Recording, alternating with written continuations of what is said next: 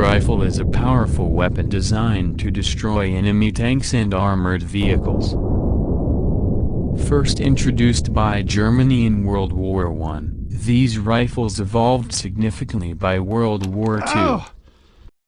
They used large-caliber rounds, like 14.5 mm, capable of piercing heavy armor.